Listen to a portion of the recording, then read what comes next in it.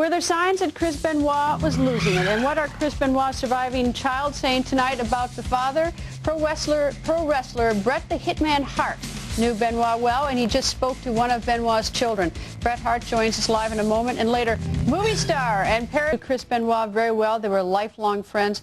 Bret Hart joins us live from Calgary. Good evening, Bret, and I'm sorry about the tragedy, horrible thing, this wife and child, and of course, he murdered them, so I'm having a little problem with him. But how long did you know Bret? I've known Chris. Chris. I'm sorry, Chris. I knew him, I'm guessing, probably from the time he was maybe 10, 11, maybe 12 years old. How did you know him? He was an avid wrestling fan.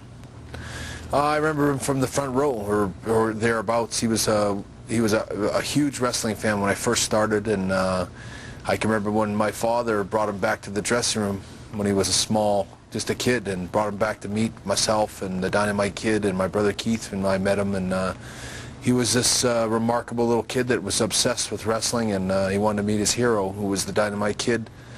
And just a few years later, he learned how to wrestle, maybe when he was 16 or 17. And he knew from a very early age that he was going to become a wrestler. I mean, his whole life was wrestling, from beginning to end. Was he any good? I mean, I know they won some championships, but, what was it about him? He was great. He was one of the best. He was a guy that was loved by everybody in the dressing room. Even the biggest wrestlers and the real tough guys in the dressing room respected Chris Benoit. Everybody loved him. He was a guy that reached down and helped the young guys starting out. He had a lot of respect for the guys that worked really hard, and he was in the dressing room, he would have been a leader that sort of carried the ball and worked really hard and set an example for everyone else. And I know that everybody in the wrestling business is reeling from this. He was a guy that no one would have expected this to come from Chris Benoit. He was a easygoing, lovable kind of guy. I don't remember him being moody or bad-tempered or violent in any way at all. He was a guy that was a very caring, supportive kind of guy. He supported me in a lot of situations, and it's a shock to everybody. I know that, Bret, that you spoke to Chris, he has two children from another relationship. You spoke to the older of the two. What did you say, and what did he say tonight? Well, they're hanging in there. The whole family, they're a tough family, and they're a strong family, and I don't think anyone saw this coming. I think they're as confused by it as everyone else is. He's trying to stay strong, and the families, I spoke to Chris's sister, and they're just devastated by it, but at the same time they're a strong family, and they're going to get through it, and they're just going to pull themselves up from this. Did you know if Chris used steroids? I'm sure that he's used them through his career. I'm guessing, but I never ever saw him personally take them, and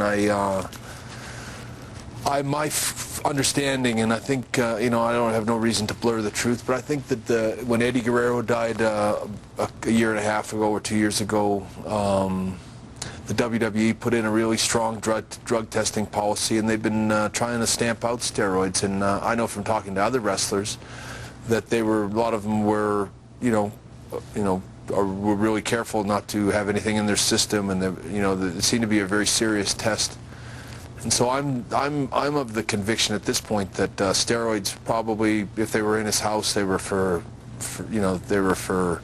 maybe something that he had stockpiled or maybe was planning on using. I don't know, but I don't believe that if they tested him just a few months ago and he was clean, I suspect that he was obliging the tests and following the rules. One quick question. We have 30 seconds. Let me just ask you a quick question. We have 30 seconds left. Do you know if there was something wrong with Daniel, his son? I never knew of anything to be wrong with him at all. I was a little surprised to hear that he had autism, and this stuff about him being a dwarf. I never saw him as a dwarf, and I never heard Chris ever. And you saw this child? You saw this child and didn't think he looked particularly small? He may have looked a little small, but Chris looked a little small too. Chris was not the biggest guy in the world either. So, I just thought he was, I wouldn't have noticed it enough to make a real fair assessment of that. Well, Bret, thank you very much for joining us. My pleasure. Coming up, what does Paris Hilton have to say tonight? You're going to hear their 7-year-old mentally retarded son, Daniel, before